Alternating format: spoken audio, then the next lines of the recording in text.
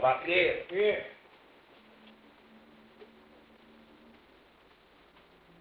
زبالة.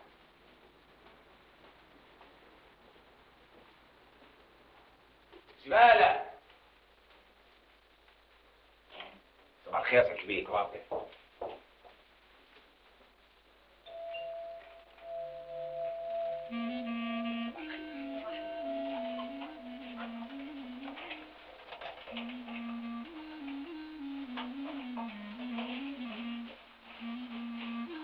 ايه ده؟ الزبالة بتاعتكم نظيفة أوي، ده ولا كاس العطار.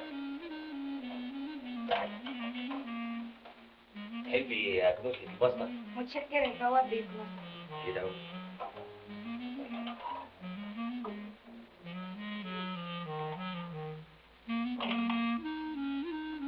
صبر طيب. قول له يا ريس. يا نعم. تعرف يعني البنت الشغالة اللي في شقة 16؟ شقة 16 ما فيهاش شغال. الله، وانت بتسأل ليه؟ طب جاوبني بس. بنت دغري ولا بتاعت كده وكده؟ ايه هو اللي كده وكده؟ انت جاي تبصبص في العمارة ولا تشيل زبالة؟ طب ما تزعلش.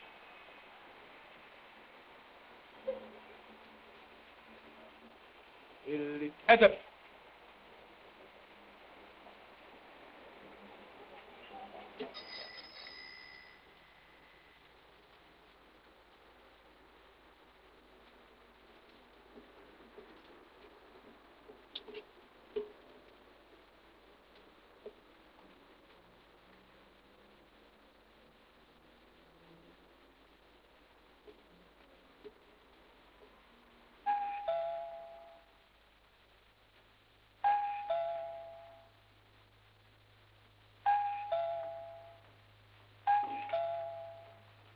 يا سعاد.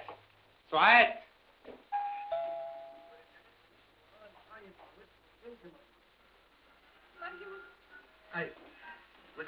انتوا ايه مش سامعين الجرس؟ معلش يا جلال، تعال على نفسك وافتح انت. هو انا هفضل الباب ولا الرساله بتاعتي؟ اتفضلي قومي افتحي انت. معلش يا جلال، دي حلقة حلوة قوي. الحلقات دي هتجيب لكم ضعف عقلي. مساء الخير يا بيه. يا فندم، انت مش خدت الزباله الصبح؟ بعد اذنك يا بيه، انا جاي بمأمورية تانية. ممكن اقابل البيه الوالد؟ بخصوص ايه؟ مؤاخذة يعني، ده موضوع خصوصي. خصوصي يعني ايه؟ يعني لا مؤاخذة يعني. طيب تعالى انا مش فاضي. خش. امسح رجلك الاول. يا بيه ده انا لسه ملمعها يا بيه. خلاص. رايح فين؟ اقعد انت. يا ساتر.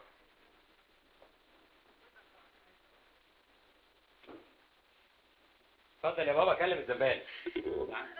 زبال؟ عشان ايه؟ عرفني انا، يمكن عايزك في شغلانه. وانا دي اللي هيعوزني فيها الزبال. اقعد بابا جاي لك دلوقتي. اهلا مساء الخير يا سعاده البيه. اهلا وسهلا. مؤاخذه انا كنت قلقت حضرتك. لا ابدا. خير. اتفضل حضرتك اقعد. خير ان شاء الله. اتفضل سعاده.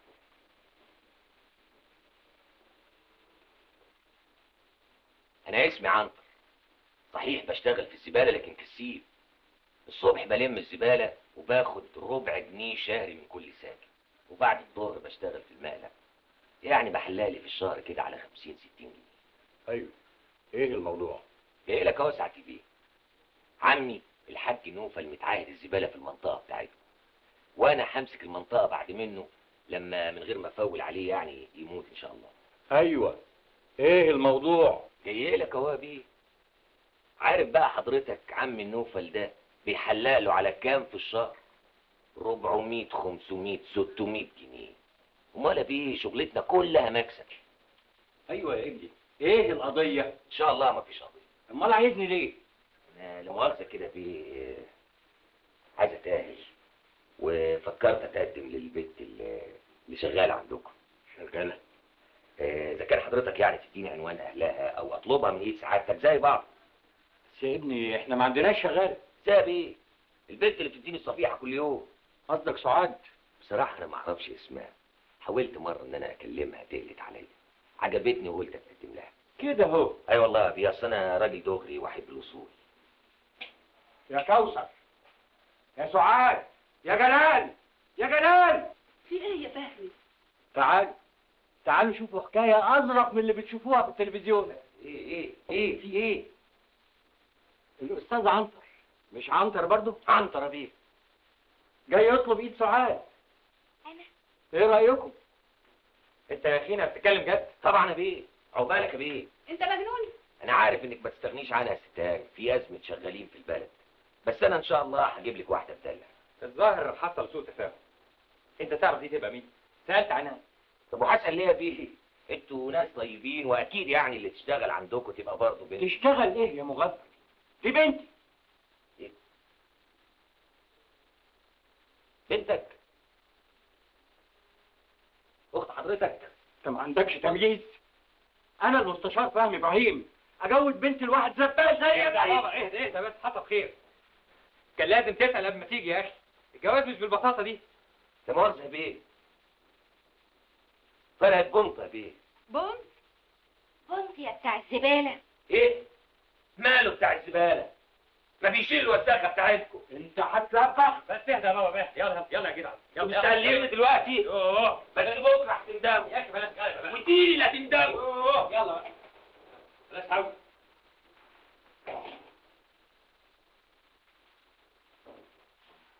عاجبك كده؟ على طول كسالة. لا عرفتي تخلصي تعليم ولا لابسة عدل. كويس كده افتكرك شغالة. يا اخويا كتر خيرها، مش كفايه عليها شغل البيت؟ ولما انت مستعر مني ما تجيب لنا شغالة؟ مش اتخرجت وبقيت معيد في الجامعة؟ لما اخد الدكتوراه ان شاء الله. انا كل ماهيتي بجيب فيها كتب للرسالة. يبقى خلاص تسكت.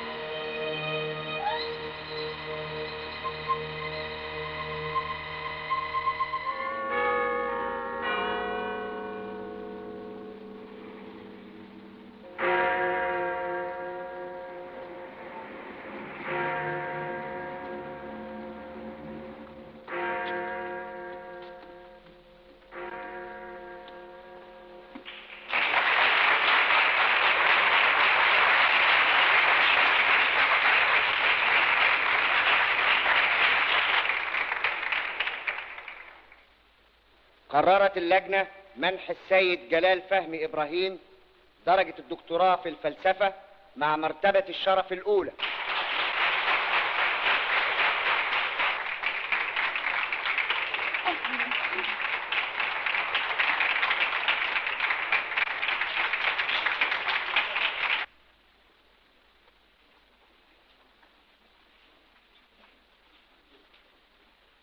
اتفضلي يا معايا.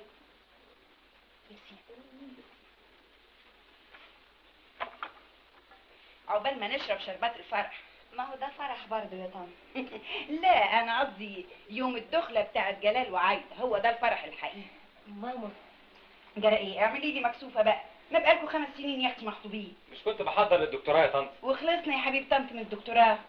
اللي زي عايده دلوقتي معاها عيل واتنين. شد حيلك بقى، كلام الناس كتر، ما تكسفناش. مكسفكوش؟ يعني ايه مكسفكوش؟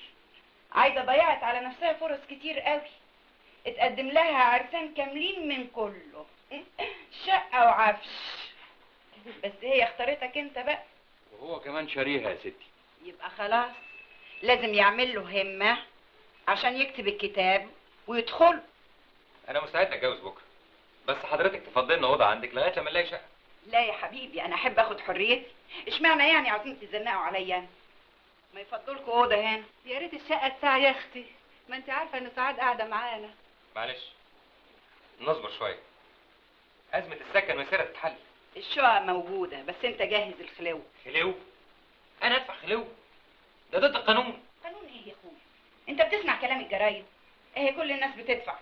لما كل الناس بتبقى عامله حاجه غلط وانا عارف انها غلط، مش منطقي ان انا اعمل زيهم. لا تعمل يا اخويا، المنطق والفلسفه دول في الكتب، تدرسهم في الجامعه بتاعتك، لكن في الدنيا حاجه تانية خالص. اهي كل الناس بتدفع، عاوز تسكن تدفع. ماما طيب خلاص، بعد ما اخلص مراجعه الرساله بتاعتي للطبع هنزل ادور على شقه. احنا لسه هنستنى لما تراجع الرساله بتاعتك؟ على كده قدامكم ولا سنه. لا بقى، انت من بكره تنزل تدور على شقه. حاضر. جهل. ايه؟ بيقول لك جهل يا طنط.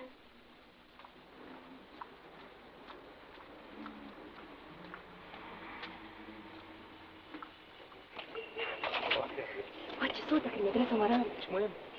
تبقى ظريفة قوي لما يلاقوا مدرسة الفرنساوي خطيبها واقف يغزلها. الحقيقه ما خدتش بالي من الحكايه دي.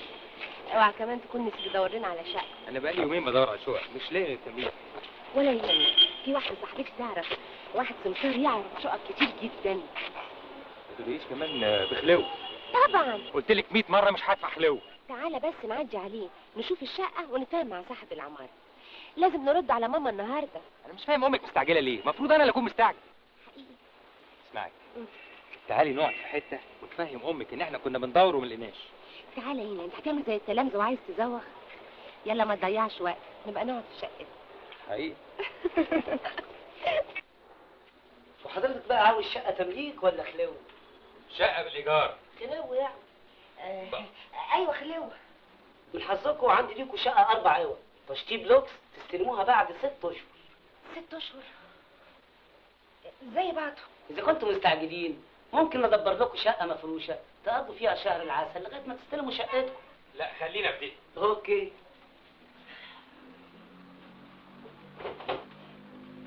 دي يا سيدي مطلوب فيها 3.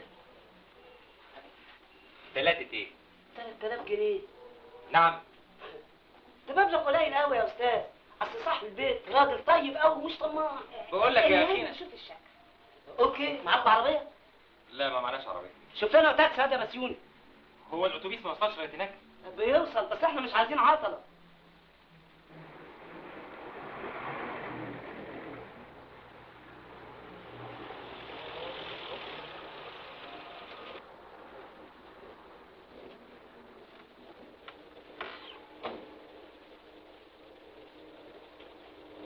خلي عنكم، انا هندفع والحساب يجمع. هنزلكم لحظة واحدة.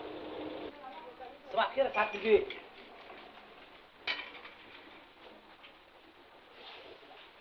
طيب وماله؟ اتفضلوا. ده بقى عنتر بيه صاحب العمارة. اهلا وسهلا.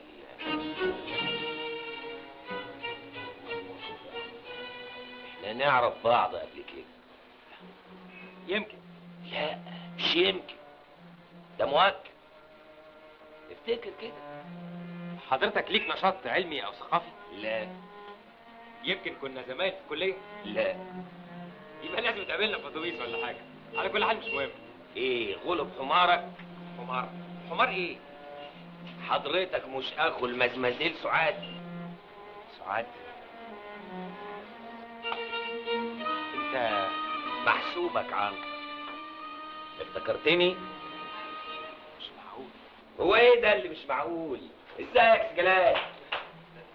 دكتور من فضلك. ما يضرش. ازيك يا دكتور؟ انا عاطف. اعمل شهاده. انتوا طلعتوا معرفه ولا ايه؟ الا معرفه، عز المعرفه كمان. ده احنا كنا هنبقى نسايب. ولا ايه يا دكتور؟ زبالة. اتفضل انت بالسلامه، حقك محفوظ. السلام عليكم. وازاي اختك المزمزيله يا دكتور؟ اتجوزت صاحبي الاستاذ فتحي شهيد. اسمه مكتوب عندك في الجورنال هنا. انا ما اعرفش اقرا، انا كل اللي اعرفه انه لو كنت اعرف اقرا كنت بقيت صحفي ونسيبتك. ايه بلاش السيره دي اذا كانت مضايقاك، لكن الشقه تحت امركم. انا راجل ابن بلد واعرف الاصول. اتفضلوا خدوا فكره. الجواز ده اسمه ونصيب يا دكتور. اتفضل خد فكره. العماره كلها تحت امركم.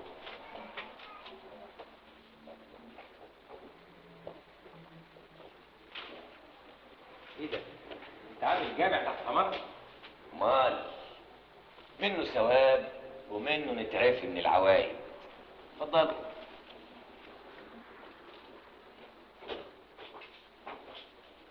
اتفضل.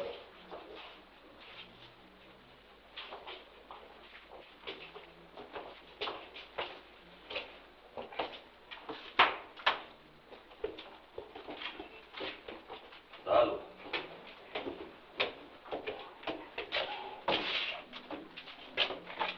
دي بقى الشقة القبلية ودي البحرية. انت طبعا الزامك البحرية، هي عليها كلام بس برضه ما تغلاش عليك. اتفضل يا هاني. اتفضل يا استاذ.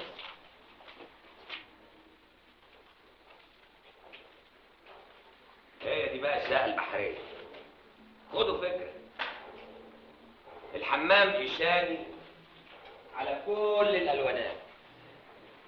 البانيو مستورد، يعني عفشة المية كلها كده على بعضها شغل بره. اتفضلوا. درسينا هنا بقى هواء يرد الروح. املى صدرك يا دكتور. الأرضية طبعا راح تبقى برفيه. آخر كومبلكس. خدوا فكرة. ايه رايك يا عايز؟ تجيب. طلباتك؟ ولا حاجة. عاوز ايه يعني؟ كفاية انها عجبتك. متشكر. طلباتك؟ انا باخد 6 بس عشان خاطر الود القديم هقبل 5. 5 ده ايه؟ 5000 جنيه؟ كنت عايز تدفع بالدولار نحسبها. دولار؟ ان كان معاك استرليني ما اقولش لا. ايه حكايتك يا جدع انت؟ انت فاتح بنك ولا ايه؟ العملة الصعبة يا دكتور مطلوبة، بنستورد بيها لوازم العمارة. لا احنا هندفع بالمصري. يبقى تتكل على الله وتدفع 5. انت على فكرة سمسار قال لنا 3. معلش بقى، ده قصده على الشقة القبلية. ليه؟ جلال خلاص ناخد الهدية يا جلال. معقولة هتسكنوا في القبلية؟ ده انت دكتور وتفهم قيمة الشقة البحرية. يا هواء صحي بيجي من البحر. انا ما اقدرش ادفع لا 5 ولا 3. معقولة الكلام ده؟ ده حتى الدكاترة ما شاء الله بيكسبوا. انا ماليش دكتور زي ما انت فاكر. ازاي؟ انت مش قلت لي انك دكتور؟ ايوه هو دكتور مش طبيب. سبحان الله. ايه الطبيب وايه الدكتور؟ مش كله حكمة. انا دكتور في الفلسفة، فهمت؟ لا مؤاخذة ما فهمتش. بيعالج ايه ده؟ ما بيعالجش حاجه، انا بدرس فلسفه. يعني حضرتك لا مؤاخذه يا خوجه، معلم يعني. معلم؟ اسمها مدرس، بس في الجامعه. ما يضرش. انا عندي منكم 2 3 واخدين شقق، اللي في الخامس واللي في الثامن،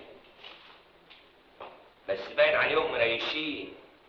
بيدوا دروس خصوصي للتلامذه بتاعتهم. انت بتديش دروس؟ لا ما بديش دروس. اللي بيدرس فلسفه لازم يكون غوية، يعني مش محتاج لاي دروس خصوصيه. لا حول الله. طب وانت ايه اللي خلاك تزنق نفسك في الشغلانه دي؟ ده انت ميتك على كده تطلع بالكتير 80 90 جنيه في الشهر. دي ميت بني ادمين دي. يعني انت عايزني اغير مهنتي عشان الشقه بتاعتك دي؟ ما تغيرش ليه؟ ما دام فايده يا اخي. على كل حال احنا متشكرين، الشقه ما تلزمناش. يلا بينا. الله، انت زعلت يا دكتور؟ يا دكتور استنى يا جميل. استنى ايه؟ يا دكتور يا دكتور يا دكتور استنى، روق دمك، الكلام اخده وعطا. ده اللي زيك حبي وعلى ما وافقت. ايه دي الفسلافه اللي بيعلموها لكم في الجامعه؟ كان حقك صبرت عليه يا جلال، هصبر على مين؟ ده جاهل ومستغل. لكن عنده شقه فاضيه وما صدقنا لقيناها. انا مش فاهم بنى العماره دي ازاي ومنين. يمكن يكون ورث. هيورث مين؟ ده وارث الفقر ابا عن جد.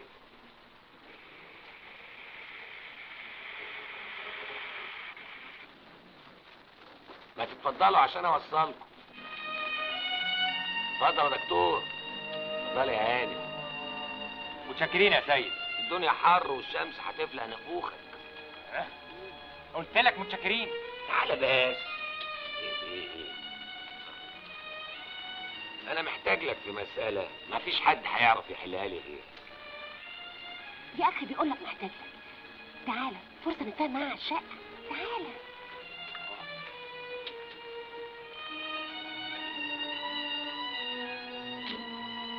الجاكيتة دي مضايقاكي؟ لا لا لا.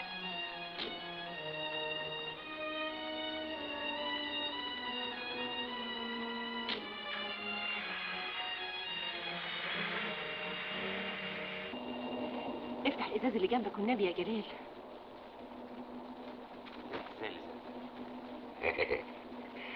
عين عليك. اصله بيفتح توماتيك. قصدك اوتوماتيك؟ كله محصل بعضه، المهم نعرف نشغلها. انت عندك عربية يا دكتور؟ المهم انت دلوقتي عايزني في ايه؟ توصلوا معايا البيت ونشرب الشاي ونتكلم. انا ما عنديش وقت. الله بقى، ده انا هصدق.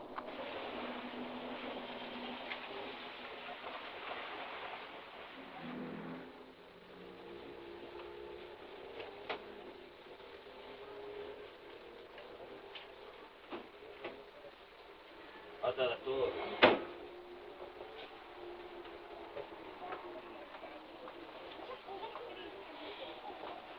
ساكت في الفيلا دي؟ طب سمي بس حاجة كده عشان الأولاد، يعني يا دوب تلمنا.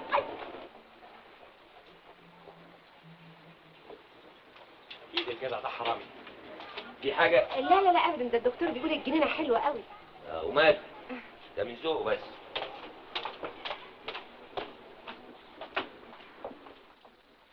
اوعى تفتكرها المدام، دي لا مؤاخذة الشغالة. فاكر المطب اللي وقعت فيها يا دكتور؟ بنت ست كبد. فوضتها مع الخياط. طب روحي قولي لها تيجي تقابل الضيوف واعملي لنا شاي كومبليت. حاضر يا باشا. اسمعي. نعم. السرفيس بتاع بره. حاضر. اتفضل يا دكتور، اتفضلوا زي بيتكم.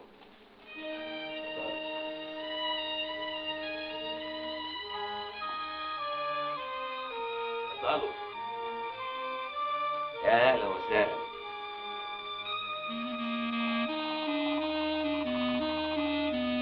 لا مؤاخذة، دي عدة زاج، محدش يقدر يشيلها الا بأمر. تحب ارص لك حجرين؟ انا عندي تعميرة تنسيك انت مين، تعدل دماغ اجدعها دكتور. ارجوك انا جاي هنا المهمة محددة، من فضلك قول لي ايه مشكلتك، انا مستعجل. حالا حالا، بس تشربوا الشاي ولا ايه يا مزمزيل؟ فضلك تقول لك. طبعا احنا متشكرين قوي.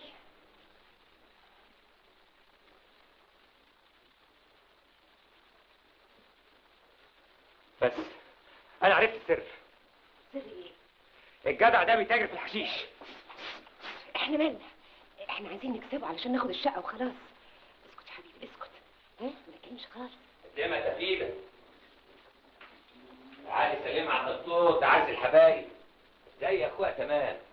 كنت هتجوز اخته. اهلا وسهلا يا دكتور. تشرفنا يعني. اهلا وسهلا يا حبيبتي. قدموا يا اولاد، سلموا على عمكم. اهلا يا حبيبي اهلا. ما علينا. ايه المشكله بقى يا مدام؟ خلاص انتهت المقابله، المدام ملهاش دعوه بالمشاكل. يلا يا مدام، خد الاولاد وورينا عرض كتافك بالصلاه على النبي. يلا يلا بينا يا ولاد. يلا. يعني هو ده بقى يا سيدي المشكله اللي مغلباني. مش عايز يروح المدرسه، واذا راح المدرسه يتخانق مع زمايله ويطيح في المدرسين ويقطع في كتبه ويقطع في هدومه وفي كراريسه. روح قول لعمك ايه الحكايه. انتوا متعلمين زي بعض وتفهموا لغوة بعض. قول لي يا محمود يا حبيبي، انت بتروح مدرسه ايه؟ ما اعرفش. طب ومش عايز تروح مدرسه ليه يا حبيبي؟ انت مالك؟ يخرب بيتك ولد، ما تجاوب يالا. انت في سنه ايه يا حبيبي؟ في سنة زفت. يلا جاوب كويس. لا لا لا لا يا استاذ عمر غلط كده. لا لا سيبه دلوقتي، سيبه دلوقتي. اوف، انا على طول كده مغلبه. بصرف عليه دم قلب عشان يتعلم ولا فيش فايده. مش يحمد ربنا اللي لقاله اب يدخله مدارس. واضح ان الطفل بيعاني من مشكله، وعلشان يتعالج لازم نعرف الظروف الموضوعيه لهذه المشكله. مظبوط. وده بيقتضي زياره ميدانيه للمدرسه. المدرسه مش في ميدان، المدرسه في الشارع.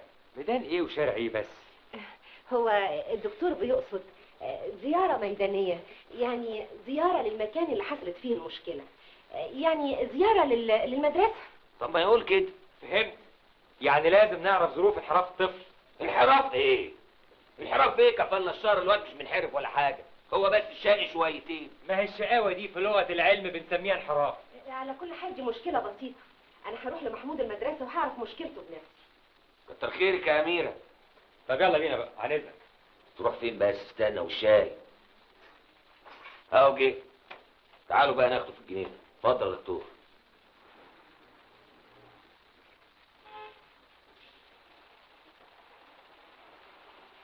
يا سيد عنتر انا عندي مشكله، تسمح تحلها لي؟ العماره اللي احنا كنا فيها دي بتاعتك مش كده؟ طبعا، واتنين زيها كمان. والعربيه كمان؟ طبعا، غير 5 لواري شغالين في النقل. والفيلا اللي احنا فيها دي؟ لا، الفيلا اللي احنا فيها دي بقى ليها حكايه لطيفه قوي احكيها لك. من 4 سنين دفعت فيها 10 بواكم استكين. 10 ايه؟ يعني 10,000 جنيه. النهارده معروض عليا فيها 400,000 وانا مش موافق. تسمح بقى تقول لي جبت الفلوس دي كلها منين؟ جلال. ايه بقى؟ حضرتك شغال بمصلحة الضرايب؟ ارجوك تجاوبني. صدقني يا دكتور، لا انا حرامي ولا بشتغل في الحشيش. انا طبعا سمعتك بس يعني عملت طناش. هو جلال ما يقصدش. ولا يقصد يا ست؟ شوف بقى باختصار كده انا احكي لك الحكايه. ربنا يديك طولة العمر. بعد الحاج نوفل العم ما توفى، مسكت انا محله وبقيت متعاهد الزباله في الحي بتاعنا. شويه شويه بقيت انا متعاهد الزباله في المنطقه كلها. وبيني وبينك بقى، شغلانه الزباله دي كلها دهب. زباله دهب؟ اذا مش مصدقني تعال معايا وانا افرجك. شوف يا سيدي، العربيات تلم الزباله وتقلبها هنا، وبعدين تتنقط. الورق على جنب يتكبس اكوام ويبقى بلاد ويطلع على المصنع، والازاز على جنب، والصفيح على جنب، والكهنة والخرق تاخد جنب، والخشب والرابش وكل صنف يتعبى ويتباع. الورق يروح لمصنع الورق يتعمل منه كرتون وورق لحمة. الحديد يتقطع ويتسيح ويطلع منه مواسير. والرابش صنفين، صنف ناشف يروح على المستوقد يدمسوا بيه الفول، وصنف طري يروح على مزارع الخنازير.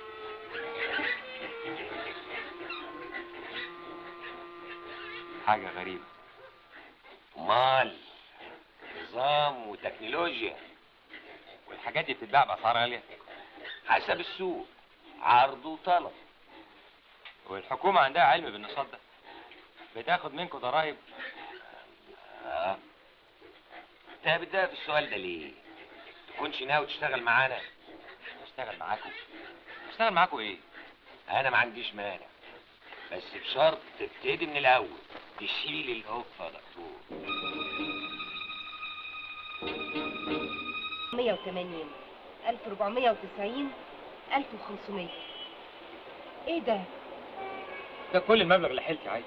دول ما يكملوش نص الخلاوه. حاسبي يا عايده، حاسبي. عايده ده شقى العمر يا عايده. 10 سنين تدريس في الجامعه، تأليف 5 كتب، 3 اشهر سلفه. دي كل قيمتي في المجتمع، دي كل قيمتي في المجتمع. انا اولى، حد يزود انا دوي، حد يزود انا تريه. جلال ده انا لو افضل بعقلي ابقى مجنون. اضحكي، انا بتريق او اضحك علشان احبس الدموع في عينيا. جلال، انت فيلسوف حقيقي. طب ده انا لو كنت صرصار كنت اتلميت على صرصاره زيي وعشنا في شقه في دورة ميه، لكن للاسف انا انسان. انت ايه اللي لمك على واحد زيي؟ ما تقولش كده يا جلال، انت راجل ليك قيمتك في المجتمع، انت راجل فكر. انا برضه بقول كده، لكن قدرت اعمل ايه بفكري ده؟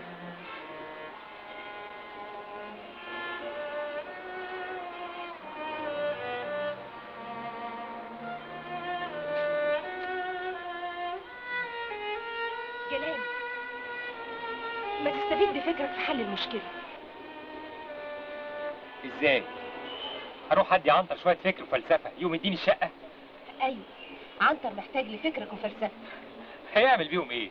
يبلط بيهم الشقه؟ يحل مشكله ابني، ولو ساعدنا عنتر على حل المشكله هنقدر نكسبه، ولما هنقدر نكسبه هنقدر نتفاهم معاه، يعني نديله المبلغ اللي معانا ونحجز الشقه ونقول له يصبر على الباقي. انت بتجيب الافكار العمليه دي منين؟ من الحياه. حقيقي المرأة هي سر الحياة. حياتك الباقيه. قوم معايا بقى علشان نلحق محمود. محمود، انت ولد يا محمود. انا مش غلطانه يا استاذ، هو اللي قال لي ادبه عليا. طب هات شنطتك وحصلني.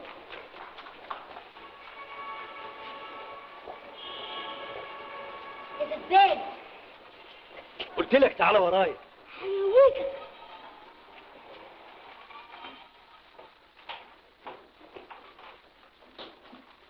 ادي اللي في شنطة محمود.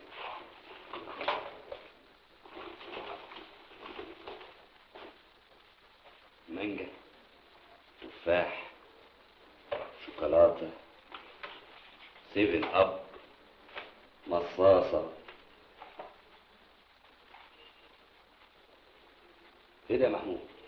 مرون جلاسيه بتاع بره، الكيلو ب15 جنيه. ايه مش مصدق؟ ومعاك كام النهارده يا محمود؟ مش عارف. طب وريني كده. 5 6 7 8 9 جنيه. اصل انا فكيت ال10 جنيه الصبح. طبعا هي ال10 جنيه بتستحمل، ده اول ما بتتفك بتطير على طول. طب يلا يا محمود، يلا عشان تلحق حصتك. يلا يلا. الله العظيم، انا لو اشتغلت 6 اشهر مرتبي ما يجيب الحاجات دي. اتفضل. المشكلة إن الولاد اكتشفوا إن والد محمود كان في الأصل زبال، فمسكوا له زلة. كل ما يصير غيرتهم بالحاجات اللي بيجيبها معاه كل يوم يتريقوا عليه ويقولوا له بتلاقي الحاجات دي فين يا محمود؟ بتلاقيها في الزبالة. يعني الولد بيعاني من عقد نقص؟ مظبوط. أي نعم. طب ليه حضرتك ما حاولتش تقابل والده وتفهمه الموضوع ده؟ حاولت بس ما قدرتش اتكلم معاه بصراحه. هو كان دايما بيجي زعلان، ودي مدرسه خاصه وهو بيقدم لنا مساعدات كبيره قوي. امال انا هعمل معاه ايه ده؟ اتفضل يا بيه. انا مش فاهم انت عايز الصفيحه دي هنا ليه؟ ارجوك.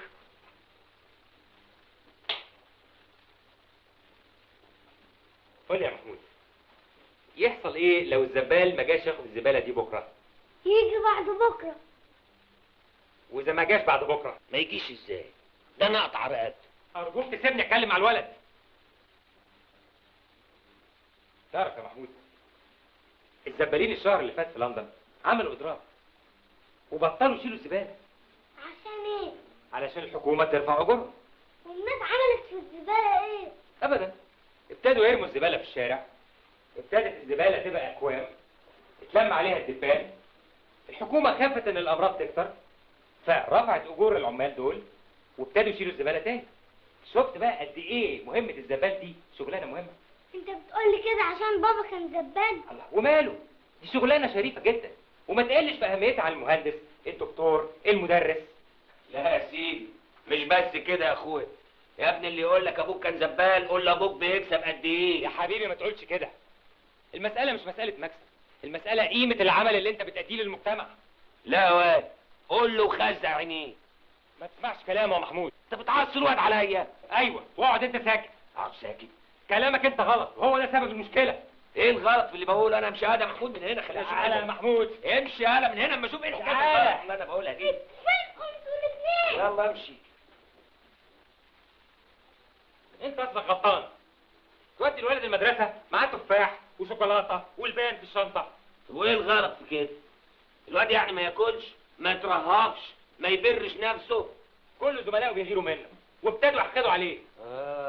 تبقى المسألة حقد بقى. ايوه، وانت كمان لازم تراعي المسألة دي في تصرفاتك. في ناس كتير قوي ما عندهاش اللي عندك. ما تحاولش انك انت تثير غيرتهم وحقدهم علشان تحافظ على السلام الاجتماعي. سلام ايه واجتماع ايه؟ واما بنعمة ربك فحدث. حدث يعني تنعم بالخير، اشكر ربنا عليه وتصدق منه، مش تتفخر بيه وتعاير الناس بفقرهم. ادي معنى في حدث. فهمت؟ انت جاي توعظني؟ انا انقل الواد من المدرسة دي واريح نافوخي. ده مش حل. الولد لازم يغير من سلوكه والا المشكلة هتتنقل معاه من مدرسة لمدرسة. خلاص، بلاش تعليم خالص ولا مدارس خالص. ان كان المدارس هتعقد لي الواد هقعده في البيت احسن. ما هو ده برضه غلط. لازم الولد يتعلم، سيبه يشوف مستقبله. مستقبل ايه؟ حتى انفلح راح يطلع ايه يعني؟ دكتور؟ امال انت عايزه يطلع زيك؟ يا دكتور احترم نفسك. امال انت هتعمل لي فونت بالدكتوره بتاعتك؟ انا الدكتوراه بتاعتي دي علامة تفوق، علامة امتياز. ولو انا عندي فهم اكتر منك. انت ما تقدرش تفهم سطر واحد من الدكتوراه بتاعتي. ولا انت تقدر تملك حيطه في العماره بتاعتي. طز في العمارة بتاعتك. طزين في الدكتوره بتاعتك. والله ما انا مسكنك عندي. ومين عايز يسكن عندك؟ تغور انت والشقة بتاعتك.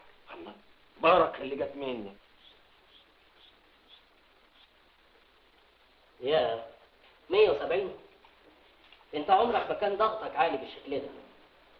بسيطة لو كانت على الضغط. انا حياتي كلها ملخبطة اليومين دول يا دكتور. لا، تاخد بالك من نفسك. لازم تبعد عن اي انفعال. انا هكتب لك على حقن وحبوب مهدئه.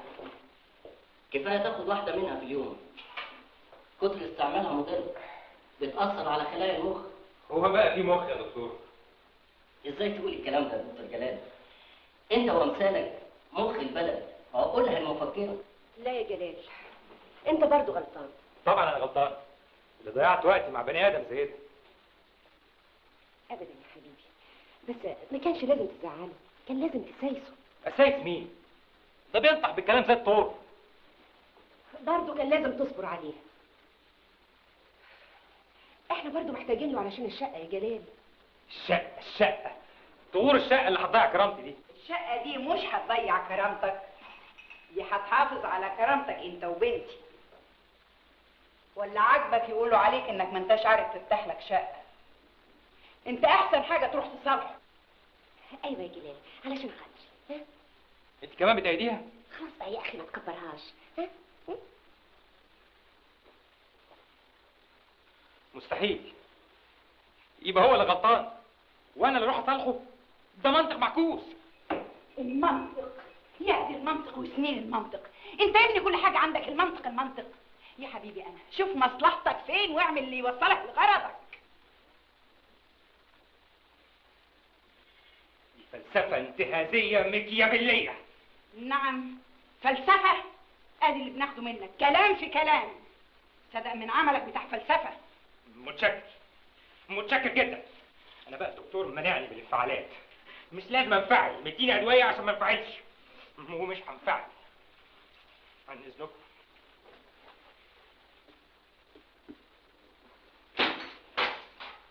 الحكاية كل مدى بتتعقد.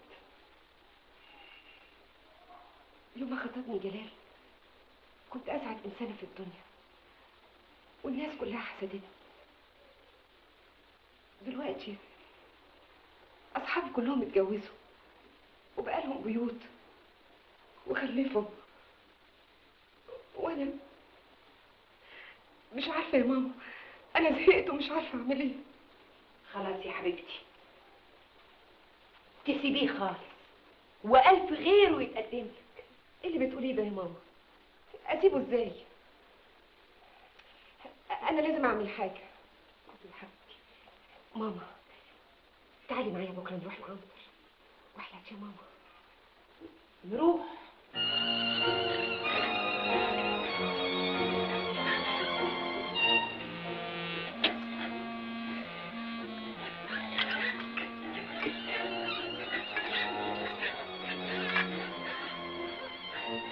شايفة العز؟ اتفضلوا. شاكرين يا عبد الله. انا اسف اني بستقبلكم هنا، اصل ده يوم المزرعه، لازم اجي اشقر على الخنازير. طبعا. على فكره رزقهم كبير قوي، دول بيكسبوا دهب ولا بيكلفونيش حاجه، عايشين على الرابش بتاع الزباله. ربنا يزيدك يا عم الله. انا بحمد ربنا اني ما نسبتش اخينا ده. ما تاخذونيش يا جماعه، ده بني ادم ما يتعاشرش. كان الله في عونك. مو انت اسمتها بقى يا عم تربيه. انا بسمع ان الجماعه بتوع الفلفسه دول بيبقى عليهم شاتت حبتين، بس اخينا ده صواميل مخه فكت خالص. اصل الحكايه اسم الله عليك، ادي انت فهمت. ولا كده اني اتخميت فيه وجايبه يحل لي مشكله الواد، يقوم يعصيه عليا ويقول له حق والسلام وما اعرفش ايه. سلام اجتماعي ده مبدأ في الدستور. دستور يا سيادي، انا ماليش دعوه بالسياسه. معلش يا عم تربيه. اتفضل. اصل ما جابش عيال عشان يفهم في تربيته. انا من ساعه ما شفت المزمزيل معاه قلت ذوقه حلو وقلبي اتشرح لها، وقلت باين عليها بنت ناس أمرة ولازم تسكن عندي. وان شاء الله هنسكن برضه. اعتبر اخوك الصغير لسه طايش، عاوزين نلم هو وعايده ونخلص بقى. انا هديكوا الشقه عشان مجيتكوا لحد عندي وعشان عيون المزمزيل. كلك ذوق وانسانيه يا عم تربيه. انت تتفضل تشرفنا في البيت في اي وقت، نشرب الشاي ونكتب العقد. اوي اوي، انا يسعدني اشوفكوا في كل وقت. اتفضلوا على العربيه.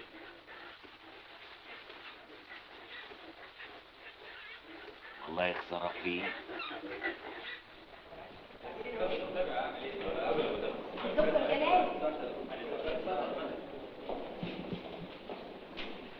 دكتور جلال. خير؟ عندك هيجي عندنا النهارده، هنمضي عقد الشقه ونخلع. من غير خلو؟ بخلوه طبعا. بص بس هندفع 1500 جنيه مقدم والباقي لما نستلم الشقه. لكن انا قايل لك قبل كده هنتعاون انا وانت. انا محوشه مبلغ للجهاز هندفعه للشقه وبعدين نجهز على راحتنا. يعني هنستسلم لعنتر كده بالبساطه دي؟ وبعدين يا جلال ما تعقدهاش. امال عندك حل تاني قول. انا زهقت. انا عايز اعمل اللي في حدود امكانياتنا واللي في حدود القانون. انت فاضي للقانون؟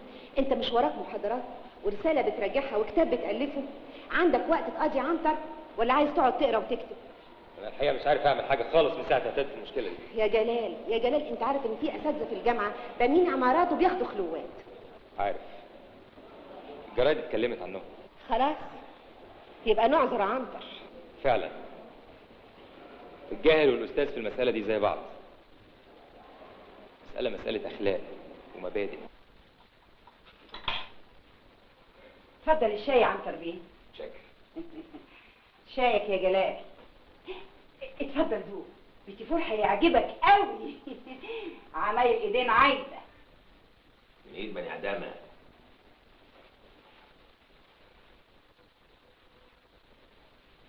ده طعنا يا دكتور.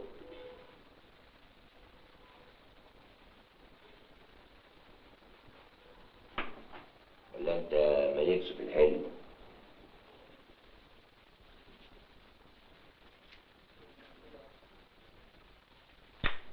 ايه ده؟ انت بتستعرض حاجات زي دي؟ انت عارف دي ايه؟ ما يا دكتور، ده انا جربت كل الاصناف دي، السكونال والفانتوم والسبراكس، ما خليتش ايش يتبلبع وايش تحطه تحت لسانك واللي تسفه واللي تزيحه واللي تشمه. يا سلام، ربنا يحميك لشبابك. امال بس بطلت ده كله وحياتك. قالوا لي الحاجات دي بتجيب المناخوليا، انما انت ليه بتستعطاها يا دكتور؟ ابدا، هي بتريح اعصابه. الله، طب وده ليه اعصابه تعبانه منين؟ ليه يا دكتور، عندك فكر؟ لا انت اللي عندك. طبعا عندي. شايل هم العماره ودوشه بتوع الضرايب. كفايه عليا سعر الدولار اللي لخبطني، طالع نازل طالع نازل زي الصنصير. فكرك انت بس اللي عندك فكر. هو في حد خالي من الفكر يا عنتر بيه؟ طب ما تقولي له. وبعدين بقى خلاص يا سيدي، عرفنا ان عندك مخ وبتفكر. انا عندي مخ بشتغل بيه ليل ونهار ولا 10 دكاتره. انت هتلبخ؟ جرى ايه يا جماعه، انتوا هتتخانقوا ولا ايه؟ انا ما بتخانقش، الدكتور هو اللي خلقه ضيق، عايز يتخانق مع دبان وشه. دبان؟ ايوه دبان، ولو طولت كمان تطبق في زمارة رقبتي كنت عملتها. انت كنت فاكرني مجنون؟ انت مش قلت لي ان اعصابه تعبانه؟ ايوه يا عنتر. ايوه ده ايه؟ لا خلاص بقى يا جماعه، ما تهدى يا جلال. اهدى؟ ايوه اعملوا لنا خاطر، احنا قاعدين معاكم. انتوا خاطركوا على العين وعلى الراس. معلش حصل خير. يظهر انا وانت اعصابنا تعبانه. ايه رايك ناخد الجماعه ونطلع على شارع الهرم؟ علشان ايه؟ نفرفش، نمنجي نفسنا يا اخي، نروح نسهر في ايها كازينو. انا عازمكم الليله دي على الاوبرش. الاوبرج؟ ايوه الاوبرج فيه برنامج حلو قوي قوي قوي يا انكل عنتر. ما تقولش انكل. انت مالكش دعوه بالمواضيع دي، روح اقعد في اوضتك يلا. قلت ايه؟ انا ما بسهرش في الحته دي. امال بتسهر فين؟ ما بسهرش خالص. يبقى تسهر بقى عشان خاطري، انا عايز اصالحك. اسمع بقى يا سيد، انت جاي هنا المهمه محدده، تمضي عقد الشقه وتتفضل. انت بتطردني؟ لا لا لا لا، جلال ما يقصدش كده يا عنتر بيه. ما تهدى بقى يا جلال، خلينا نمضي العقد. اوف. اتفضل يا سيد، ال 1500 جنيه اهم زي ما اتفقنا، والباقي هديهم لك بعد ما استلم الشقه. افتح الله، وانا ما بسكنش حد زعلان مني. لا ابدا، جلال مش زعلان ولا حاجه. انت زعلان يا جلال؟ لا مش زعلان. ادام مش عايز تسهر معانا تبقى زعلان. يا اخي انا قلت لك مش زعلان. ادام مش زعلان يبقى تيجي تسهر معانا. خلاص بقى يا جلال، هنسهر يا عنتر بيه، امضي العقد. يا جماعه قلت لكم مش هقدر اسهر، عندي شغل. بقى يا جلال. اجي معاكم يا انكل، اجي معاكم. قلت لك ما تقولش انكل. ليه؟ تعال معانا. ساره تحب اللمه، ده احنا ليلتنا هتبقى انس. اهلا عنتر بيه. مش عايزين نقعد اكتر من ساعه واحده. يا دكتور، ده ساعة الحظ ما تتعوضش. تعال تعال.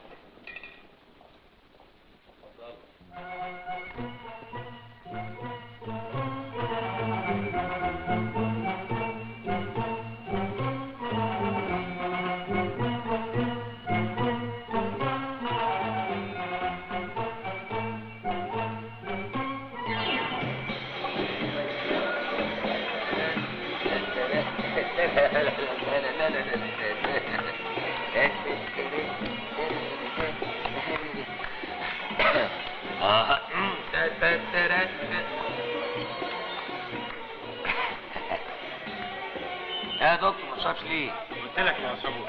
لابس كولا كولا. ايه النظام ده بقى؟ انا هشرب لوحدي؟ انا هشرب معاك يا انكل. ولد. ايه يا هاني مخليه يشرب عشان يطلع مدردح ويفهم في كل حاجه. حوريني يا طيطة يا طيطة، حوريني يا طيطة، ده بعد عن شطة وشطيطة. يا طيطة طيطة طيطة يا طيطة يا طيطة، يا طيطة طيطة طيطة يا طيطة يا طيطة، يا طيطة طيطة طيطة يا طيطة يا طيطة، يا طيطة طيطة طيطة يا طيطة يا طيطة. حوريني يا طيطة يا طيطة، حوريني يا طيطة، ده قربه من زي الجرانيطة. يا طيطة طيطة طيطة يا طيطة يا طيطة، يا طيطة طيطة طيطة يا طيطة يا طيطة، يا طيطة طيطة طيطة يا طيطة يا طيطة، يا طيطة طيطة طيطة يا طيطة يا طيطة. ما جيت في يوم على باله، ما جيت في يوم على باله، ولا جيت في يوم على باله، وعايز افوتها له. قال يعني شايفني شايفني، قال يعني شايفني شايفني، قال يعني شايفني شايفني، انا لابس برنيطة. يا طيطة طيطة طيطة طيطة يا طيطة يا طيطة، يا طيطة طيطة يا طيطة يا طيطة، يا طيطة طيطة طيطة يا طيطة يا طيطة، يا طيطة يا طيطة. يغيب ويبعد ولا يسأل، وعايزني ابعت له الجوابات. انا مهما اشكي ولا ازعل، عايزني اروح له واقول سلامات. يغيب ويبعد ولا يسأل، وعايزني ابعت له الجوابات. انا مهما اشكي ولا ازعل، عايزني اروح له واقول سلامات.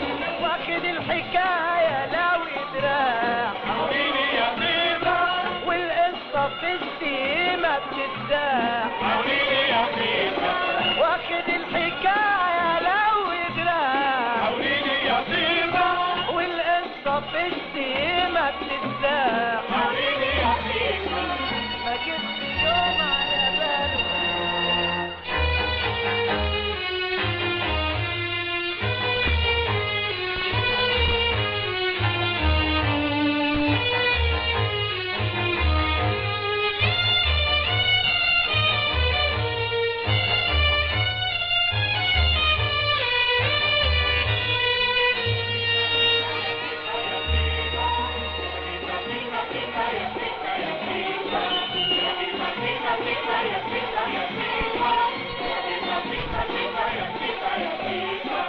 حبيبي يسأل عن الصوت، والدنيا عنده عالمهلي. انا لما احبه يا ناس معذور، ده حلاوته هتطير عقلي. حبيبي بيسأل عن الصوت، وانا بحبه على مهلي. انا لما احبه يا ناس معذور، ده حلاوته هتطير عقلي. اصل حلاوته مسكرة، حلوه مسكره، والضحكة حلوة. ليلتك طينه دب. اشرب اشرب يا راجل، بلا فلفسه بلا كلام فارغ. ناولني يا حظ يا انكل. سكرة ما جيت في انا هرقص يوم معاه. على باله. ولد سيبيه يوم على باله، خليه يطلع متدردح، ولا جيت يفهم في الشرب على باله. والرقص في الخليو. صحتكم جلال كتاب. سيبيني يا قال يعني شايفني شايفني، قال يعني الليلة دي لازم شايفني شايفني، البلد كلها لازم تشرب، شايفني شايفني. الدنيا كلها لازم تصحى. تصحت ممكن عنك خبر فاكر. يا طيطة فايق خالص. انا عمري ما كنت فايق زي الليله دي. كفايه كده انك تتعب. يا طيطة هفضل تعبان العمر. يا طيطة حوريني يا طيطة.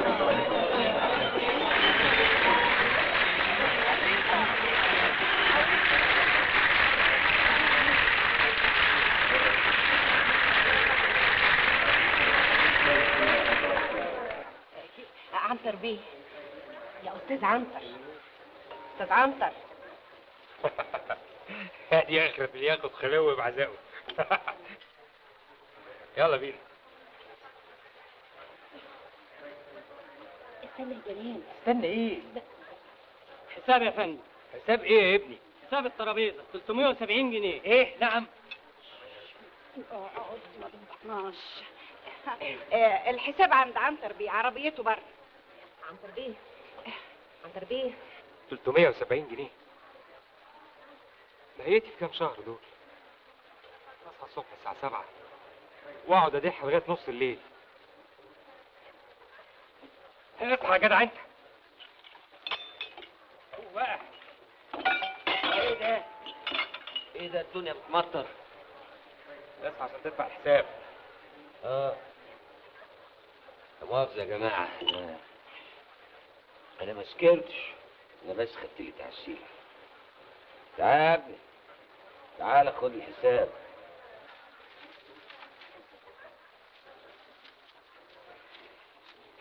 شوف لنا تاكسي يا كمال. عشان إيه تاكسي؟ امسك العربية يا دكتور. ما تكلموا يا جماعة. هو حصل ايه بس يا جلال؟ انت مش شايفة الحالة اللي هو فيها؟ هيسوق العربية كده ازاي؟ شافش يا دكتور على روحك، أنا بس أقعد على التلفزيون وكله يبقى تمام. انت العربية دي ما تسوقهاش. انت تيجي معانا احنا نوصلك. توصلني؟ أنا أسوق بعون الله لحد المريخ. صح صح يا عمر. تعالوا تعالوا بس.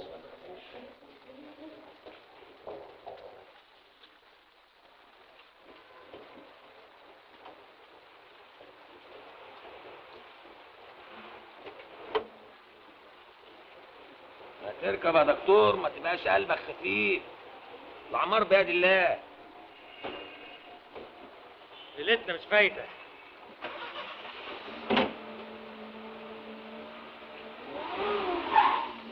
سوق على مهلك. هدي شوية. يا دكتور ما تخافش، دي عربية جديدة وفراملها سليمة. حتى شوف. انت اكيد مجنون. معلش، سوق على مهلك يا عنتر بيه. حاضر يا ست هاني. ان شاء الله هنموت كلنا على ايديك. انت فكرتني بالموت. مرة رحت جنازة واحد صاحبي وانا واقف على قبره، اتفقت مع اهله وابني لهم حوش ومدفن واسع يلمهم كلهم، وكله بتمنه. ما شاء الله. امال الحياة كده تحب اللحلحة، لا تقول لي موت ولا دياول. شفت بقى عبد كان بيبهدر في الفلوس ازاي؟ ما هو علشان مش تعبان في الفلوس بيبعتر فيها بالشكل ده. تعبان ولا مش تعبان؟ المهم انه راجل شاطر، عارف يكسب قرشه ازاي ويصرفه على نفسه ويتمتع بيه. ولا فكرني بايام زمان، ايام ما كنت صغيره وكان جدك فايز باشا الله يرحمه كان يلمنا كلنا ويودينا بالفرق. يعني جدي كان زي عنتر، عنده فلوس وبس. مالها بقى الفلوس؟ كخة. لا يا ماما، بس الفلوس مش كل حاجة. ولما هي مش كل حاجة، ايه اللي معطل الجواز؟ ولو ما كانش عنتر ولا غيره بيطلبوا خلوه كان زماننا اتجوزنا من زمان. خلاص نعمل زي الدنيا ما بتعمل كلها وندور على اللي عنده. قصدك ايه يا ماما؟ صعبان عليا يا حبيبتي حالك. كان نفسي ربنا يرزقك بواحد غني ومبسوط زي عنتر يسعدك ويهنيك. يا ماما جلال بيحبني ومركزه كويس. الحب يا حبيبتي مش كل حاجة، الحب مش ممكن يسعد حد أبدا ما دام في فقر. حقيقي طنط جميلة قوي، ما تديش الإنسان كل حاجة. طيب خليكي اقعدي كده تحصلي على نفسك لحد القطر ما يفوتك وشبابك يروح، وترجعي تقول يا ريت اللي جرى مكان، يا ريتني سمعت كلام امي.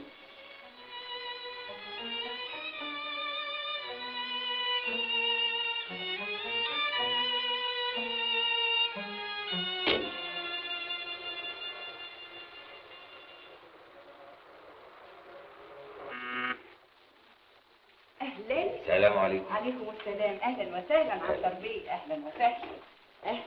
سعيد يا مدمزين. اتفضل اتفضل في الصالون. وعليه الصالون وانا بقيت غريب. اهلا وسهلا، اتفضل. اهلا وسهلا. في شويه حلويات كده على موز. ولزومه ايه بس التعب ده؟ ده انت كده بتحملنا جمال كتير قوي. لا جمال ولا حاجه، ده انا قصدكم بخدمه. خير؟ الواد محمود ابني جاب لي الشهاده بتاعته مليانه كحك. يا ساتر. ساقط في كل العلوم. جبت له مدرسين اشكال والوان تسد وحياه، لكن برضه قلبي وكيلني. يا ريت كانت ست عايده تبقى تيجي تشقر عليه من وقت للتاني، تشوفه عامل ايه، محتاج تقويه. وماله يا عنتر بيه، ده احنا نخدمك بعينينا الاتنين. تسلم عينيكي، بس انا ليا شرط. خير؟ ادفع لها عرق. عرق ايه؟ الشغل شغل. انا هدفع لك 50 جنيه في الشهر. قلت ايه؟ استبينا؟ ايوه بس ايه يا عايده؟ يا ماما لما اخد راي جلال عن اذنكم. وايه ده اللي جالك في موضوع زي ده؟ كانت مش موافقه بلاش. مش موافقه يعني ايه؟ لازم توافق غصب عن عينك. انت جالك في حالك حاجه؟ ازاي ترفضي 50 جنيه؟ يا ماما قلت لك لما يجي جلال. عنتر عاوز يعرف رايك دلوقتي. جلال لو جه ممكن يعقد لك الامور اكتر ما هي متعقده. تعالي يا حبيبتي، تعالي قولي لي موافقه. يا ماما يا بنتي يا حبيبتي اسمعي كلام امك. 50 جنيه ينفعوكي في جهازك دلوقتي، تجيبي بيهم ستاير، مفارش، طقم صيني. ده انتوا لسه قدامكم بلاوي متلتقه.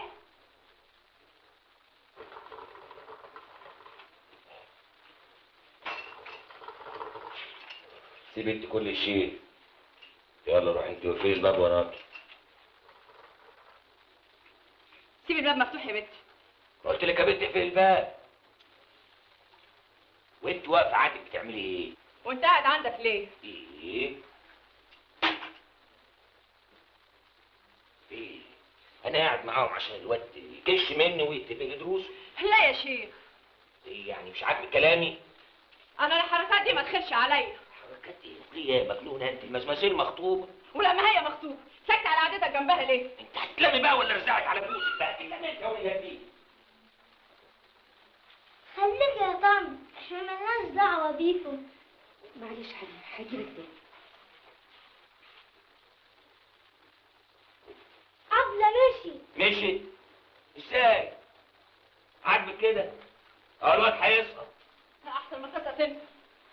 اسقط فين يا وليه انت يا مجنونه؟ تسقط في غرامها. معقوله يا وليه؟ بقى بنت متعلمه زي دي هتبص لواحد زيي؟ متعلمه ولا جاهله؟ انا عارفه بنات المدارس دول دايما يبص لفوق، ما يهمهمش غير الفلوس.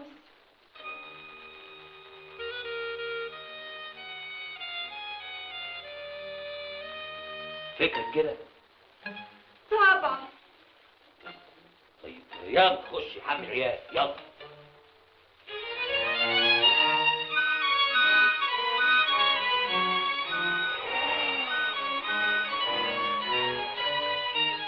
اتفضلي يا ست عايده.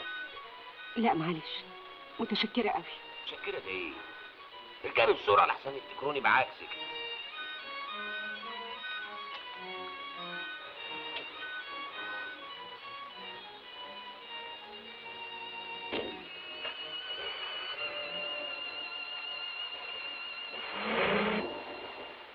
اوعي تاخدي على خاطرك من كلام ام محمود، هي صحيح لسانها مسحوب شوية لكن قلبها طيب.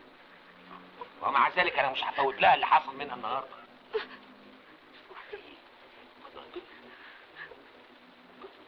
انت مهامك كبير قوي عندي وما يصحش انها تغلط فيكي.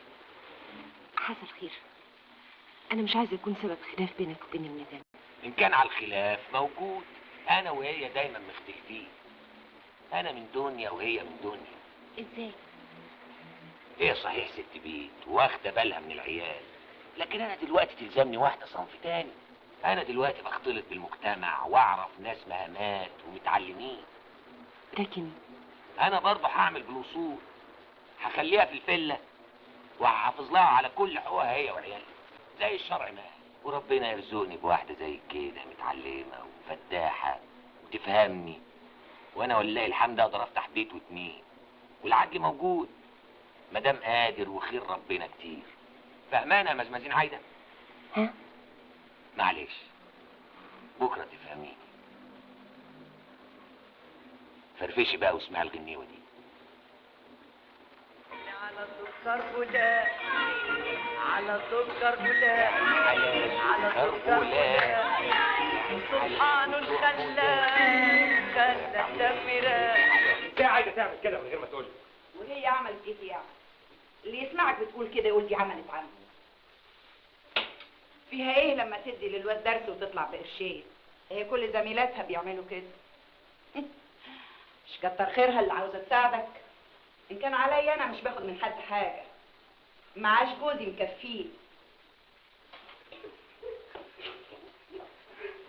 السلام عليكم. اهلا اهلا اهلا عنتر بيه.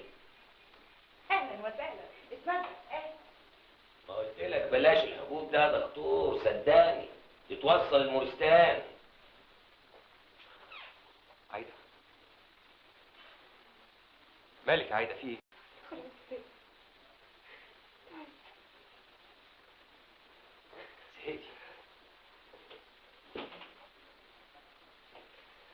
زهقتي من ايه يا عايده؟ هقول لك يعني ما انتش عارف انا كل يوم كرمت في الجرح علشان خاطري. يا جلال انت لازم تتحرك، لازم تعمل حاجه. بطل بقى التوهان والسلبيه اللي انت فيها دي. توهان ايه وسلبيه ايه؟ انت خلاص بقيتي تتكلمي زي مامتك بالظبط. ايه الفرق بينك وبينها؟ ايه يا عايده جرالك ايه؟ فين شخصيتك؟ فين ثقافتك؟ شخصيتي ايه وثقافة ايه يا جلال؟ انت كل حاجة عندك شخصية وثقافة. انا كمان انسانة عندي احلام عايزة اشوفها بتتحقق. يا جلال دور على مستقبلنا. انا قصرت في حاجة؟ انا طول عمري انسان مجتهد. اخدت الليسانس والماجستير والدكتوراه. الفت 5 كتب. بقيت استاذ في الجامعة واتخرج على ايديا الاف الطلبة. كل ده ملوش قيمة. امال ايه اللي ليه قيمة؟ انت اتجننتي باين عليكي. يا جلال افهمني، ارجوك تبطل تتكلم بالمثالية بتاعتك دي. خليك في الواقع اللي احنا فيه. تقدر تقولي ما انتدبتش نفسك ليه في اي بلد؟ ليه ما سبتش البلد ورحت تشتغل في اي حتة تجيب فلوس تحل بيها مشكلتنا؟ انا لازم افضل هنا، لازم ادعم مركزي. مركز ايه يا جلال؟ مركز ايه؟ ما كتير من زمايلك عملوا كده. حصل ايه مراكزهم؟ بالعكس بقت مراكزهم احسن لما رجعوا بعربيات ومعاهم فلوس. انا اتعلمت في البلد دي وبقالي فيها مكانة علمية. كل تلامذتي هنا ولازم استمر ادي واجبي. هنرجع تاني نتكلم بالمثالية يا جلال؟ وهي المثالية بقت تحفة، بقت لعنة في نظرك. لو كل واحد ساب البلد هتتطور ازاي؟ لا يا عايدة، انا ما كنتش احب اسمع الكلام ده منك ابدا. انت الانسانة اللي اخترتها عشان تكون شريكة حياتي. انا راجل فكر وبأدي واجبي. لازم تقفي جنبي، لازم تساعديني عشان استمر. انا وقفت جنبك 5 سنين. قلت لي اصبري عليا لحد ما اخد الدكتوراه. صبرت. قلت لي اشغلي نفسك وقدمي الماجستير. قدمت. ايه ده؟ هنفضل ندرس وندرس وندرس وندرس؟ مش لازم بقى نعيش؟ وهي دي مش عيشة؟ دي ارفع مستوى من العيشة. امال عايزانا نعيش ازاي؟ زي عنتر وامثاله، كل همنا نجمع فلوس ونبني عمارات وناكل زي البهايم ونسرق في شارع العرب. هي دي العيشة اللي انت عايزة تعيشيها؟ ايوه، ليه لا؟ الحاجات دي هي مظهر الناس، هي اللي بتحدد مراكزهم قدام بعض. غلط. لا يمكن مركز الانسان يتحدد بناء على اللي بيكسبه او على اللي بيتمتع بيه. اذا كان كده كان يبقى كل المفكرين والانبياء ما لهمش اي قيمه، لان كلهم كانوا فقراء وما كانوش لا بيكسبوا ولا بيتمتعوا زي عنتر. الحضاره انهارت من ساعه ما الانسان تحول الى آلة بتكسب فلوس. لكن احنا لازم يبقى لنا اسلوب غير كده. يعني مفيش فايدة؟ مفيش فايدة في ايه؟ مش هنقدر نعمل حاجة تحل المشكلة؟ لا حاضر، انا بكافح عشان اقدر. مش انا لوحدي اللي بمر بمشاكل مادية، ناس كتيرة قوي زيي بتكافح. انا متأكد ان انا همر بالازمة دي. وده جدها الله يرحمه فايزي باشا. باشا طبعا، امال انت فاهم ايه يا عنتر بيه؟ بس اللي جنبه بقى لا بيه ولا باشا، ده شكري افندي عبد الحميد، مدير التفتيش الملكية في الشرقية، والد عايدة جوز الهانم. ايوه، لكن كان مرشح ياخد البكوية لولا الثورة قامت. وانت طبعا ما كنتيش عايزاها تقوم. الحاجات دي انتهت من زمان يا هانم، محدش بقى بيفتخر بيها دلوقتي. برضه ولاد الاصول يفضلوا ولاد اصول مهما جرى عليهم الزمن. قول له يا عنتر بيه، قول له. ما انتوا خلاص ورثتوهم يا سيد عنتر. واعمل حسابك، عايده مش هتدي دروس لابنك بعد كده. ليه؟ علشان ايه؟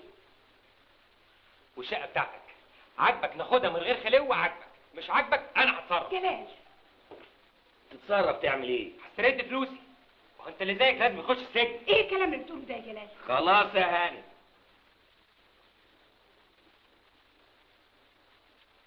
المبلغ اللي دفعته يا دكتور يعني 1500 جنيه، ده انا بعزقتهم في قعده. استنى بس يا عنتر بيه، انت اتجننت يا جلال. انا في منتهى العقل كده يا عايده، عايده يا عايده، تعالي شوفي جلال بيعمل ايه.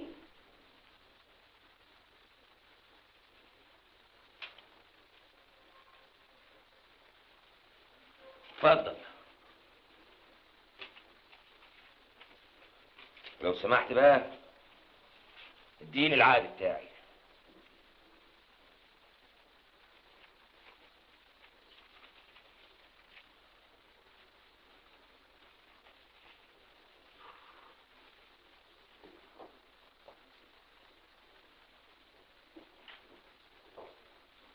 عاجبك كده استانم؟ اديني اتهزقت في بيتك اهو. لا لا، اسم الله عليك وعلى مقامك، مقامك محفوظ دايما يا عنتر بيه، هو اللي جنى على روحه.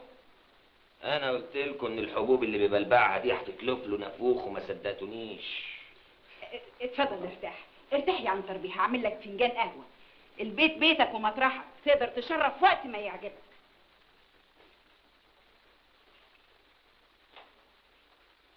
طيب يا دكتور. ازاي يا جلال تديله العقد؟ انت كده خسرت حقك. مش مهم، بكره هلاقي بيت شقه. المهم انا ما اخليش واحد زي عنتر ده يتحكم فيا. امال ده رايها ايه؟ مش عارف، انا الست دي مش مستريح لها. انا حاسس انها بتتامر مع الراجل ده عليا، فاتحه له بيتها داخل خارج كل يوم. ايه الكلام ده؟ ما تروح شوف الحكايه يا فهمي. هنروح نقابله انا وجلال. لا لا لا لا ارجوك ما تجيبليش سيره الموضوع ده تاني خالص. ما تاخد لك نفس يا فهمي بيه. متشكر قوي، ما بشربهاش. عرفت الحكايه بقى يا سيدي؟ انا اللي غلطان ولا ابنك الدكتور هو اللي عصبي؟ فسخ العقد من دون مناسبه. معلش اعذره، اصلي انت عارف برضو ان حكايه جوازه طولت، وان شاء الله تتكرم علينا برضو وتدينا الشقه. كان من عناية، بس خلاص الشقه راحت لصاحب نصيبها واتأجرت. وايه العالم؟ وبعدين انا كان عشمي فيك كبير، ما عندكش شقه تانية؟ يا ريت.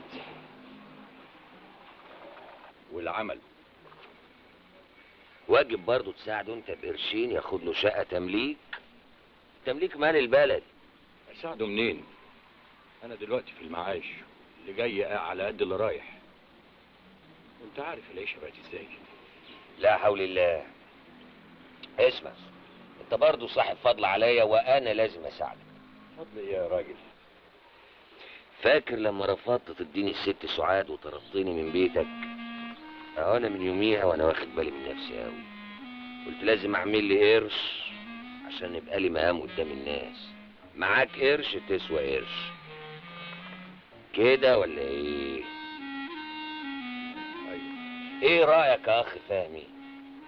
انا عندي قضيه بخصوص حته ارض كنت خدتها بوضع اليد، والحكومه مزرجنه معايا شويه. هدفع لك عربون دلوقتي ويمتك انت في القضيه. انت معارفك كتير. وماله؟ ولو كسبتها حلو هدبر لك شقه الجلال في العماره اللي حبناها عليها من غير لا ابيض ولا اسود. يبقى كتر خيرك، بس الحكايه دي يمكن تطول. ابدا، انا هبتدي ارمي في الاساس وانت تمشي في القضيه. تحت امرك. خد عد دول العربون، بس عشان خاطر بلاش جلال يعرف الحكايه دي لحسن يعقدها، ده حنبالي قوي. حاضر.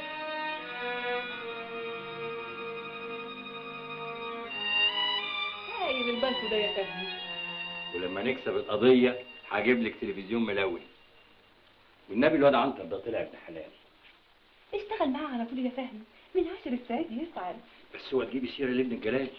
انا مش عارف ابني ده طالع لمين. عامل لي دكتور وهو عقله على قده. لو كان كسب عنتر مش كان زمانه خد الشقه واتجوز.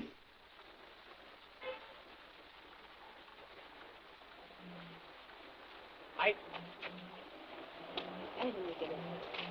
كل سنه وانت طيبه عايده. مش بكره عيد ميلادك؟ انت مش جاي؟ اختي هتجيلك. انا اصلي بشطب المنهج للولاد وبعدين داخلين على فتره امتحانات. زي ما تحب. عايده ما تشغليش بالك بحكايه الشقه. بعد ما اخلص الامتحانات على طول انا هلاقي حل.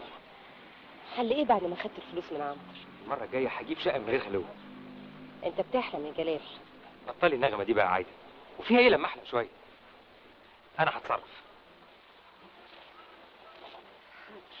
Happy birthday to Aida. Happy birthday to you.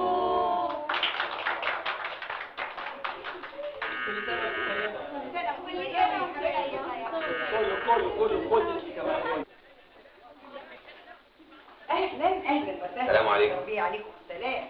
اهلا وسهلا.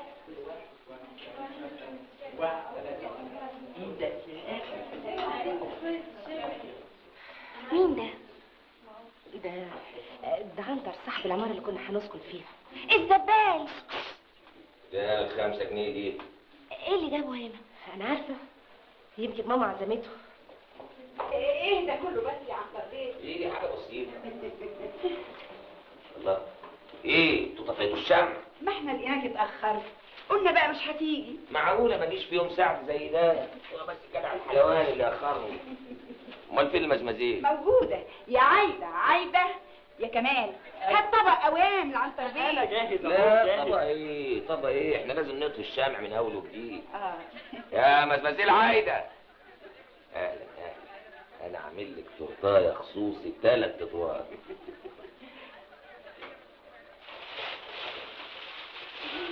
الله. مبروك. عقبال 100 سنه. شيل انت دي حطها على الترابيزه. جاهز.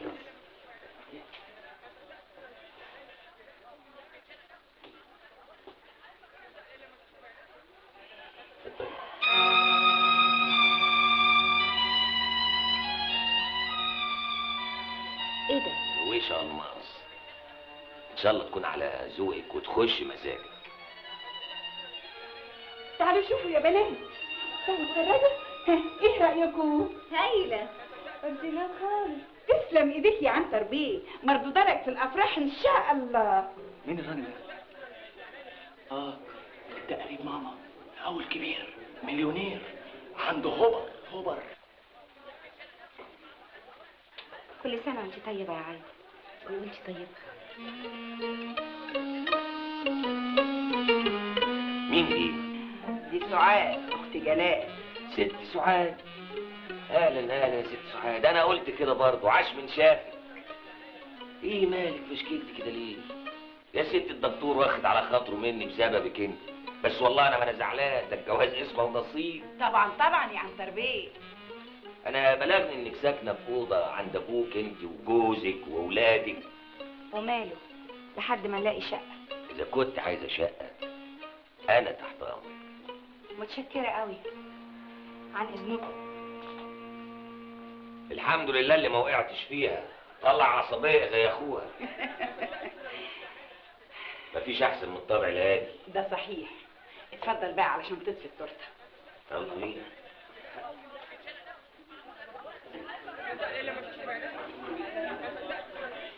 مين اللي قالك تعزميه يا ماما؟ مش كفايه جلال ما جاش.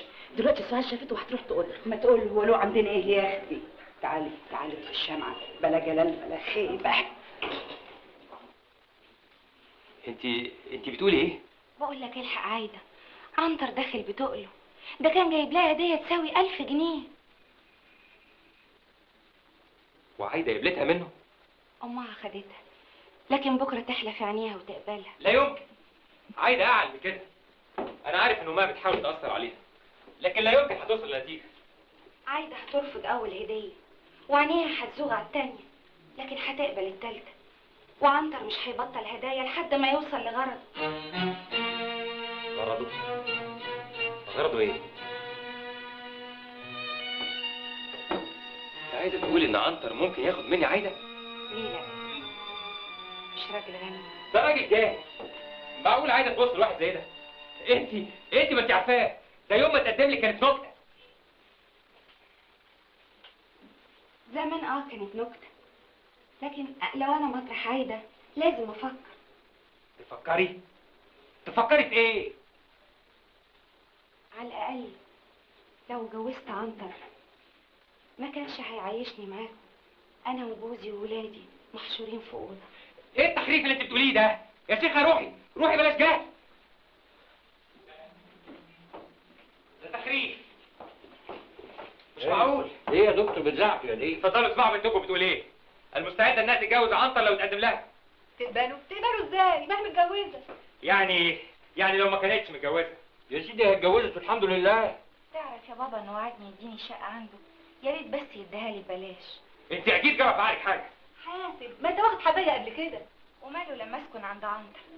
ما بابا بيشتغل عنده. بيشتغل عنده؟ بتشتغل عنده ايه يا بابا؟ لا ابدا، دي قضيه كده. ومن امتى الكلام ده؟ ما قلتليش ليه؟ وانا من امتى بقول لك كل القضايا بتاعتي؟ بس دي مساله مش بسيطه. انت عارف ان انا عارف انك زعلان مع عنتر، عشان كده ما قلتلكش. وايه نوع القضيه دي بقى؟ هي قضيه والسلام. يعني كلكم بتجروا على عنتر دلوقتي. انت بتشتغل معاه وبنتك عايزه تسكن عنده. مش هو ده عنتر اللي انت طردته من بيتك ساعه البيت؟ مش هو ده عنتر اللي انت رفضت تتجوزيه يا استهانم؟ وضع عنتر اتغير دلوقتي. طبعا وضعه اتغير. دلوقتي بقى غني، بقى معاه فلوس، وما دام معاه فلوس ممكن يدفع لك. يعني ممكن في يوم من الايام يخليك تتحايل على القانون وتكسبه القضيه. ولد. وممكن بكره يضحك عليكي بفلوس ويخليكي تسيبي جوزك يا استهانم. جلال. وانت كمان يا ماما ما تروحي له. انت هادي اتجننت.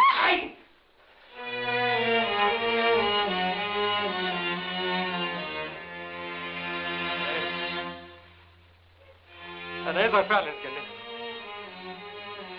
اعذروني، انتوا لخبطتوني بكلامكم. عنتر دخل بيتنا.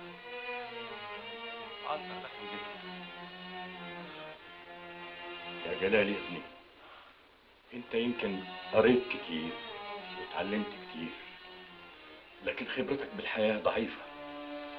لازم تنزل الأرض، لازم تعرف الحقيقة.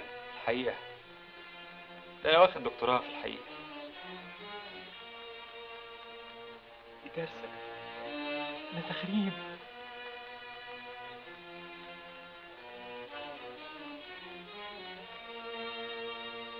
إن مقياس تقدم الإنسان هو مقدار ما يملك من قيم وثقافة وعلم. ولقد غزا الإنسان العربي العالم في يوم من الأيام وتغلب على دول أقوى وأغنى منه. بماذا؟ بالقيم، بالثقافة، بالعلم. لقد أصبحت لنا الإنسان العربي الآن ثروات هائلة، ولكنه لا زال متخلفا. فإذا كنا نريد أن نعيد مجدنا فلا بد أن نبدأ بإحياء قيمنا، ولا بد أن نلحق بركب الثقافة والعلم. أما الجاري وراء الثروات والمتعة المادية فإنه لن يحقق لنا أي تقدم، وسنظل متخلفين.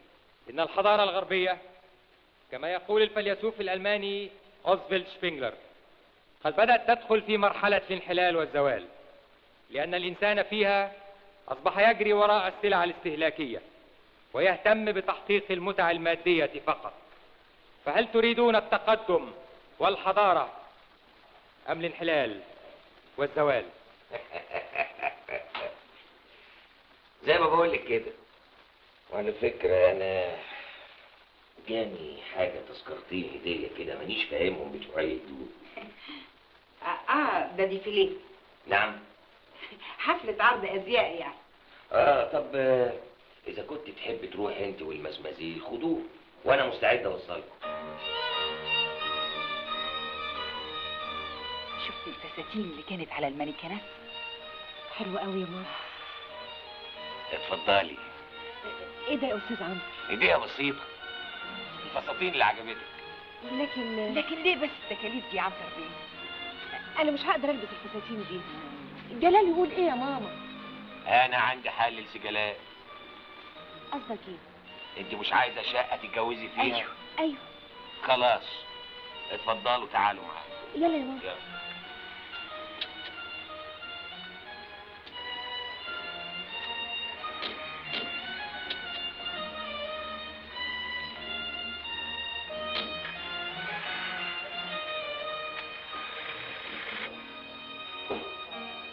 الله الله، منك للبحر، خدوا فين؟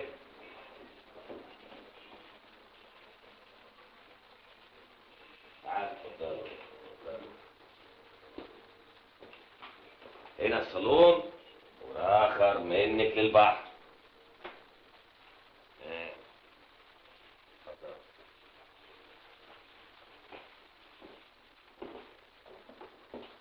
التلاويب كلها بكرات بالحيطه، الحمامات والمطابخ كلها بالإشال، ومتركب فيها ستانستين. ايه رأيكم بقى في الشقة؟ حلو قوي يا عنتر بيه. ما تغلاش على المزمزيل. انت قصدك ايه؟ انا اقدر اسكن في الشقه دي؟ طب وليه لا؟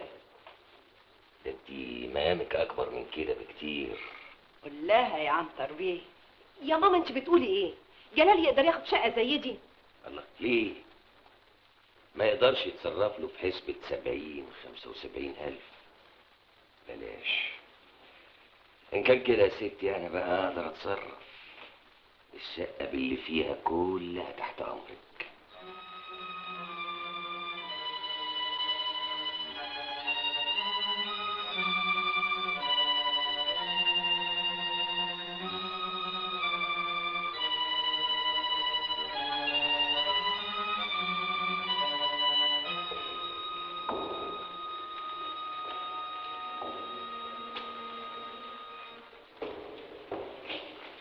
سؤال الحضارة كان صعب قوي يا دكتور. مفيش مذاكرة ولا ايه؟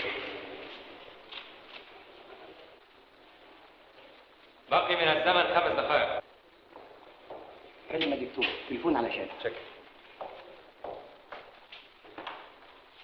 الو؟ جلال الحق عايدة. مالها؟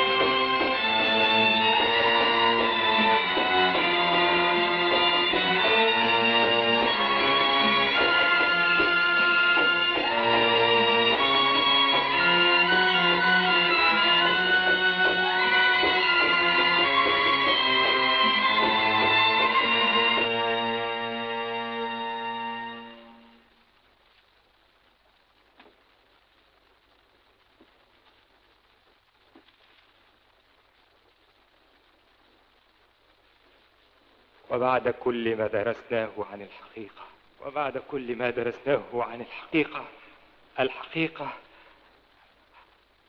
عنتر.